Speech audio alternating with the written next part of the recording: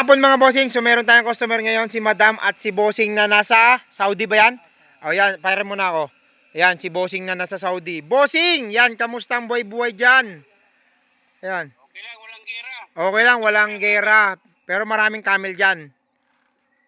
Oo, walang kasama isang kilo. Swap tayo, Bossing. Dalan mo ako ng camel. Bibigyan kita ng Evo 5. Okay. Okay, dito. Ah, Laban na. laban na raw.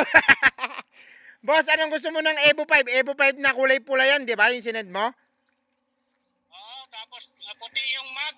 Puti yung mags, caliper. Kaliper silaw. Oh, yung seat cover, anong kulay? Dilaw na rin. Ayan oh, kita mo yung seat cover ko. Ayan oh. Oh, kita mo yan? Ayan pala, yan. Oh. Yan. Yan, ganyan. Ganyan. Kunin mo na. Para pag-uwi ko, kunin ko na. Yun, okay, sige, gagawin na natin para pag-uwi mo. Kailan ka ba uwi?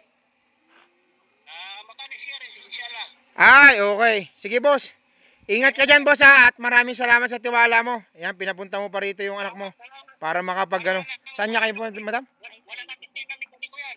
Ay, wala na. Siyempre, sa kailangan, pag may dala ka ng mekaniko, yung pampasabog. Pero yung mga ganitong mga project car, no need na. Di ba? Okay. Okay.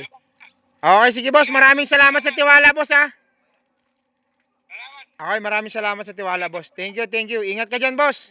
Ingat ka dyan. Ayan, madam, nagkasundo na kami ni papa mo.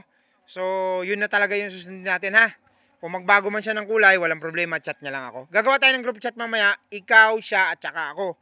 Para maiwasan natin yung mga scammer, okay? Okay, salamat, madam. Thank you. Okay, thank you.